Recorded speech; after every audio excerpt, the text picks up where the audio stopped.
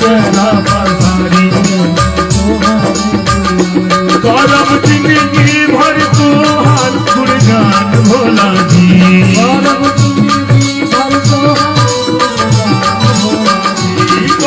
जिंदगी भर तोहार गुणगान भोला जी देवी देवी सुहगवा के दान भोला जी देवी देवी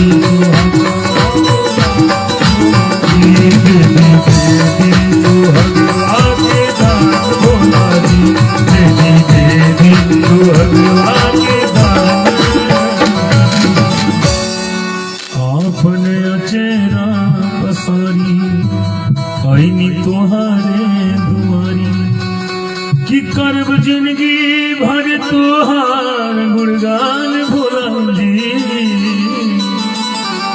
कि देवी देवी सुहगवा के दान भोला जी। महाराज भोले बाबा पसीज गई और दक्ष प्रजापति के गर्दन में बकरा के मुड़ी जुड़ गई।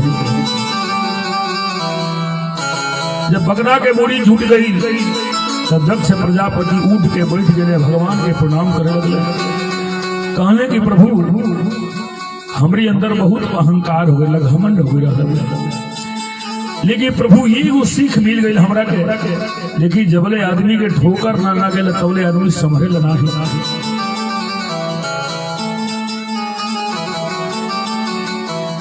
भोले बाबा से दक्ष प्रजापति कहने कि हे नाथ अब हमारा समझ में आ गई कि कोनो भी जग पूजा पाठ में अगर राउत पूजा ना होखे तो जग को वो सफल नहीं हो सका। तो चाहे यज्ञ होके, चाहे देवी भागवत होके, चाहे रामचरितमानस होके, राम कथा होके, चाहे भागवत कथा होके, तो में शंकर जी के पूजा निश्चित रूप से होला, जैसे पार्थेश्वर पूजन कहल जाला। तब वहीं से परंपरा चली गई कि कोनो भी धर्म काम होके, कोनो भी जग अनुष्ठान होके, अगर शंकर जी की पूजा उनमें ना होके तो पूजा सफल नहीं हो सका। आज भोले बाबा बकरा के मुड़ी लगा देले और दक्ष प्रजापति प्रणाम कैले, कहने की महाराज रौरा ये जग में भाग ली। भोले बाबा कहने की अब हमरा के काके जब हमार औरतिये मर गई तो हम आगे अपन व्यवस्था देखिए कि लाश लेकर के कहीं ठिकाने लगाई, आगे और जग भूल देखी हम। और वही बेरा भोले बाबा सती मैया के मरल शरीर के कान्हे पर लेके आ बाबा तांडव करे लगी। तो देखी बाबा और खुशी से नाची ले तो काम बन जाएगा, कल्याण होना। अगर क्रोध में नाची ले तो प्रलय आ जाएगा। भगवान शंकर जी नटराज बन के एक बार नाचत रहनी, डमरू बजा के, तो उनमें से 14 को सूत्र निकल, जो व्याकरण के जानकार हुई वो समझ जाए। एक बार बजौनी तो 9 को सूत्र निकल, दूसरा का बजौनी तो 5 को सूत्र निकल, 9 5 14 को होला, 14 को सूत्र शंकर जी के डमरू से निकला। एक प्रमाण भी सुन जा, एक प्रमाण बा लघु सिद्धांत कौमुदी में लिखल बा कि नृत्यावसाने नटराज राजो ननाद ढकामन पंचवारम ऊधूर्त कामासन का दिशीधा नेता डुमर से शिव सूत्र जाला। ये 14 को सूत्र निकला वाला। लेकिन जब बाबा जब क्रोध में जब तांडव करले तब का होला, पृथ्वी थरथराए लगली, बादल गरजे लागल, बिजली चमके लागल। एक बेर और पृथ्वी थरथराई रहे, ब्रह्मा विष्णु महेश का पर ले लो भैया, राम प्रवेश भैया। जौनी समय लक्ष्मण जी में आ मेघनाथ में लड़ाई छिड़ रहे ना महेंद्र भैया, ओहू बेरा पृथ्वी थरथरा गई रहली। कभी भारी कड़ी सुन भी लिखल जा कि 2 वीरों में छिड़ी लड़ाई, काले बादल गए मरदा, एक तरफ लक्ष्मण बलधारी, एक तरफ लक्ष्मण बलधारी, दूसरे में धन कहना, सर सर बाण चले अंबर में, सर सर बाण चले अंबर में, बाण गिरे धरती टकराए, ब्रह्मा कप गए शंकर कप गए, ब्रह्मा कप गए शंकर कप गए, धरती माता गई थर्राए, रोक सकाना कोई बर्छी को, बरछी को बरछी खुशी लखन के आए भार सहारा गया लखन से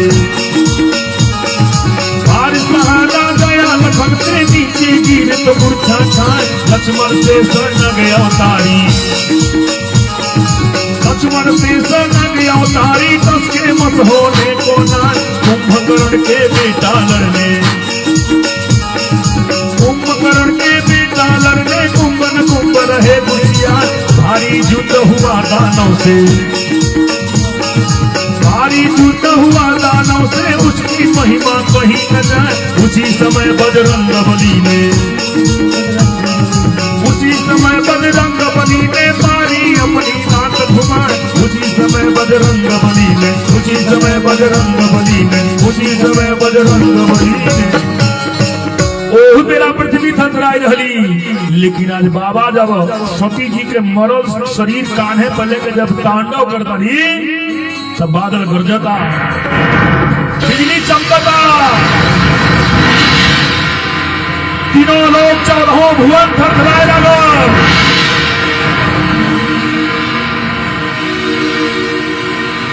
बाबा सती जी के शरीर लेकर के बाबा देश विदेशों में घूमता नहीं क्रोध में कि सती के शरीरिया हो लेके चल त्रिपुरारिया हो सती के शरीरिया हो लेके चल त्रिपुरारिया हो चल त्रिपुरारिया भैया चल त्रिपुरारिया हो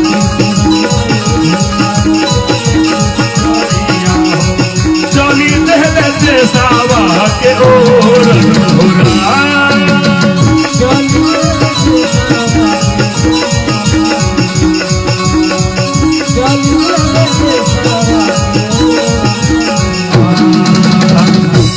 देवा मिली हो गई भगवान नारायण लगे भगवान नारायण लगे भगवान नारायण लगे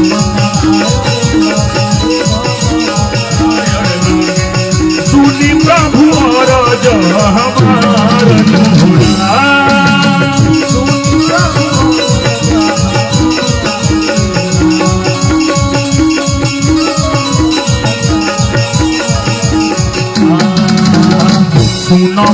सुनवाए हरि जी हमनी के बचनिया हो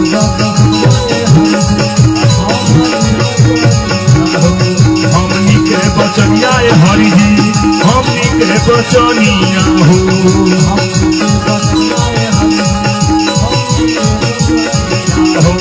दुनिया में मचल हाहाकार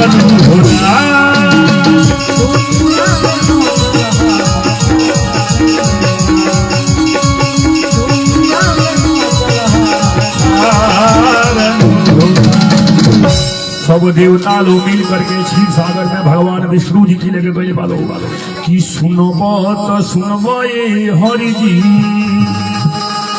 अरे हमनी के बचनिया हो हमनी के बचनिया हरि जी हमनी के बचनिया हो आरी दुनिया में मचल हाहाकार हो राम।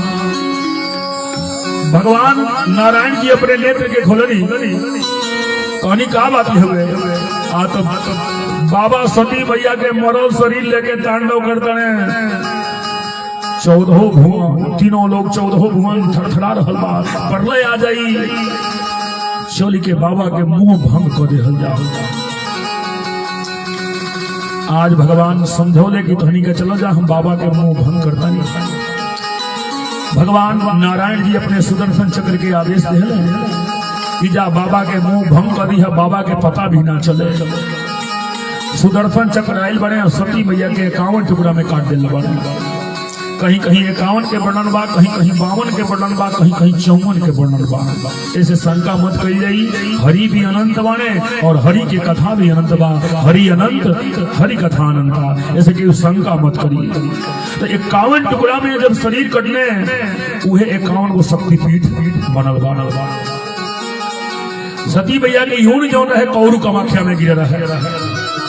सती मैया के जो हृदय रहे वो बैजनाथ धाम में गिर रहे, लेकिन चिता भूमि भी कहल गया। सती मैया के जो हार रहे वो मैहर में गिर रहे। सती मैया के जो कंगन रहे बनारस में गिर रहे। सती मैया के जो कुंडल रहे तो कांगड़ा देवी में गिर रहे। सती मैया के जो केस रहे वो कलकत्ता में गिर रहे। सती मैया के जीव रहे ज्वाला देवी में गिर रहे। सती मैया के आंख जो रहे नैना देवी में गिर रहे। और सती मैया के चरण के जो पहुंचा रहे जो पैर के वो जाकर के पाकिस्तान में गिर रहे, हिंगलाज के नाम से जाना जाता। ये तरह सती मैया के शरीर जहां जहां कट के गिरल बाटे ओहिजा हो जा शक्तिपीठ बन गई बाटे। और बाबा के मुंह भंग बहिला वही बेरा बाबा 87,000 बरिस खातिर समाधि लगा रहे।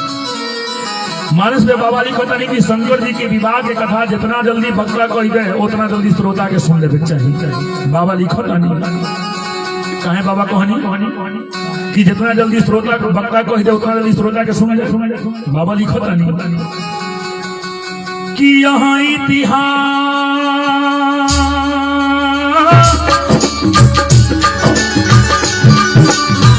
यहाँ इतिहास कभी कभी जानी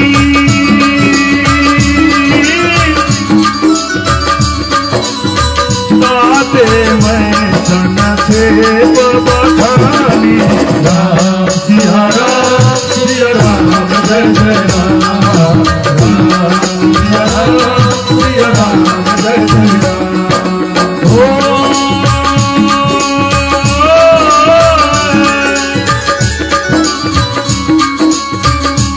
इतिहास सा कल जग जानी ताते मैं सुना छे बखानी राम सिया राम जय जय राम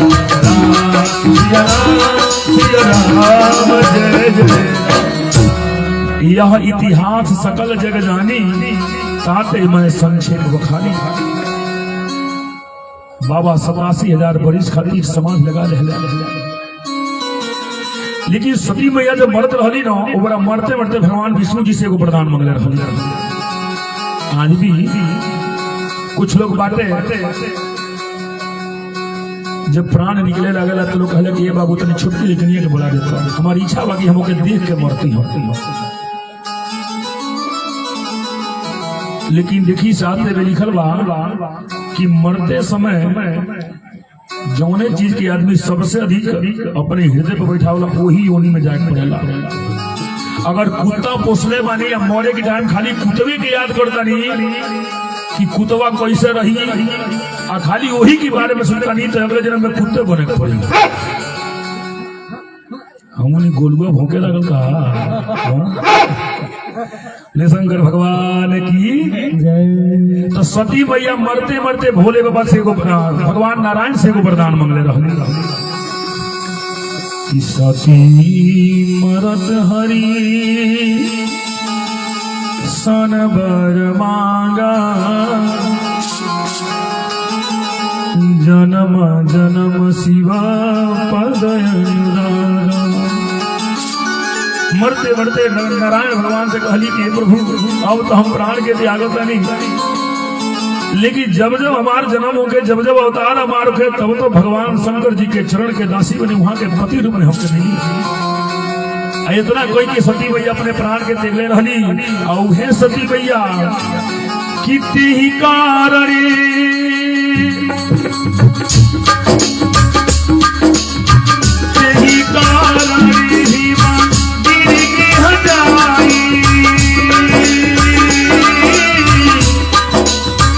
जननी पार्वती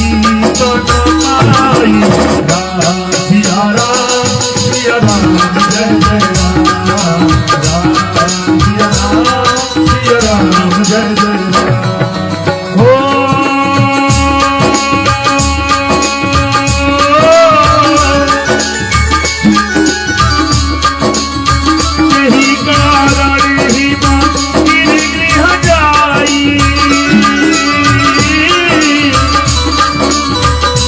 जननी पार्वती तन पाई राम सिया राम जय जय राम राम सिया राम जय जय। और सती मैया दूसरे अवतार में हिमाचल प्रदेश में राजा हिमाचल की बेटी पार्वती के रूप में अवतार ले ही कारण हिले गिर गृह जाई जनमी पार्वती तन पाई। अनेक प्रकार के सोहर बधैया होता हो जा ई कौन जरूरी रहे कि बेटा होके तबे सोहर होके बेटियों होके चाहिए। जौनी समय जसोदा जी के यहाँ कन्या के रूप में अष्टभुजी भवानी के अवतार भेजा है तो वो क्षेत्र के वो गोकुल नगरी के देवता लोग सोहर गौले ले मथुरा में जब कंस पड़ गए जब अष्टभुजी रूप बनौली तो आकाश में देवता लोग सोहर गौले ले लो आ जब विंध्याचल पर गौली गईली तो संत महात्मा लो सोहर गौले ले लो। एक कड़ी सुन कि कहवा में मैया जी नमली तो कहवा में से यन भैली कहवा में से यज भैली हो ललना कहवा में बजेला गैया महलिया होला सोहरा हो ललना कहवा में बजेला गैया महलिया कहवा में मैया जी नमली तो कहवा में से यन भैली कहवा में से यन भैली हो ललना कहवा में बजेला गैया महलिया होला सोहरा हो ललना कहवा में बजेला गैया महलिया होला सोहरा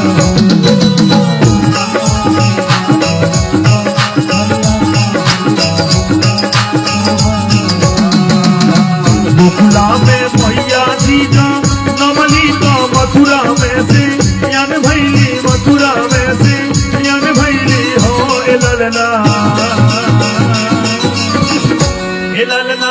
विंध्य पर बाधेला गैया महलिया होला सोहरा हो ललना विंध्य पर बाधेला गैया महलिया होला सोहरा हो ललना विंध्य पर बाधेला गैया महलिया होला सोहरा हो ललना विंध्य पर बाधेला गैया महलिया होला सोहरा हो ललना विंध्य पर बाधेला गैया महलिया होला सोहरा। अनेक प्रकार के सोहर बधैया ओहू जब भई रहे वही बड़ा जब पता चलल पार्वती जी के मामा के कि हमारा बहने भैल दिया तो खूब सुंदर कपड़ा लेकर के फूल माला लेकर के मिठाई लेकर के सोना चांदी जवाहरात लेकर के अपने बहने खाती देवे खाती गई रहे। महाराज जब आदि शक्ति जगदम्बा पार्वती जी के जब अवतार भई तो बड़े बड़े संत महात्मा लोग जाकर के आश्रम बना के रहे लगे लोग आदि शक्ति जगदम्बा के अवतार भई। ये बात नारदो जी के पता चला नारदो जी गई नहीं हो जा आज जब नारद जी पहुंचल बानी तो राजा हिमाचल बड़ा सम्मान कही आ कहनी नारद जी रौरा तो त्रिकालदर्शी हमरे की एगो बेटी भइल दिया आ तो लइकनिया के देख के बतैती कि लइकनिया आगे चल के कैसन होई का होई त्रिकालज्ञ सर्वज्ञ तुम्हारा गति सर्वत्र तुम्हारी आ कहूँ सुता के दोष गुना मुनिवर हृदय विचारी कहने की तरी लइकनिया के बारे में बताई कि लइकनी कैसन होई आगे चल के। महेंद्र भैया नारद जी कहते हैं लइकनी के बारे में पूछता नहीं कि कोनो साधारण लइकनी नहीं हुए हम बतावता नहीं लइकनी कैसन हुई सुंदर सहज सुशील सयानी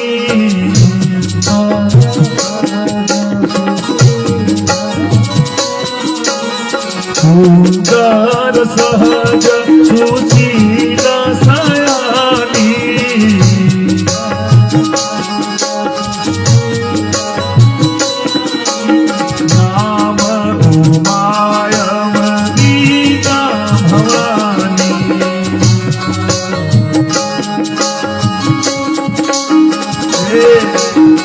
ई लड़कनी बड़ा सुंदर हुई। केहू उमा कह के बोलाई, केहू अंबिका कह के बोलाई, केहू भवानी कह के बोलाई। सर्व लक्षण संपन्न कुमारी ई लड़कनिया में सब लक्षण में भरल बाटे। राजा हिमांत जी इतना खुश बने कि चले भगवान एगो लड़कनियों धने वो सर्व गुण संपन्न। नारद जी कहने महाराज खूब ढेर खुश मत होई, कबो को खुशी भी केहू के नजर लग जाला। अबे तो लड़कनिया के गुण सुन रही हम, दू चार गो गुणों सुनी लड़कनिया में अवगुण का रही। कहने कि महाराज हमारे लड़कनिया में कौन अवगुण बाटे। नारद जी कहने की दे जे मृत लोग पर आ जाई उस सर्व गुण संपन्न हो ही नहीं कह सकत, कुछ नहीं एगो जरूर अवगुण हो। तो कहले महाराज हमारे लड़कनिया में कौन अवगुण बाटे। नारद जी कहानी बता कि शैल सुलाचन सुता तुम्हारी सुनहूं जे अब गुण दुई चारी। कगो गुण बा दू गो चार गो कगो होला केहू बताओ तो दू गो चार गो कगो होला। अब सुखली के माइये बता दे दू गो चार गो कगो होला। अब पत्ता सबका नोट गिने खोई तब तो गिन ले, तब तो कह 1 लाख बा। दू गो चार गो कगो होला के भाड़ो के बताओ। हाउ अकला फुआ कहतरी 9 गो होला, 9 गो होला। तो हम लोग हमें चिड़िया गोल में फेल भइल बानी, रो भइल बानी का ये दादा को गो गुण है कि सुनहूं जे अब गुण दुई चारी। 2 गो 4 गो 6 गो होला, यानी लड़कनी के अंदर 6 गो गुण बाटे। कहले महाराज ये कौन 6 गो गुण बाटे, ये अवगुणवा के बारे में हमके बताई। कहले कि पहला अवगुण सुन ले जा कि जहाँ लड़कनिया के बियाहवा होई और दुल्हवा के बाप महतारी ना रही।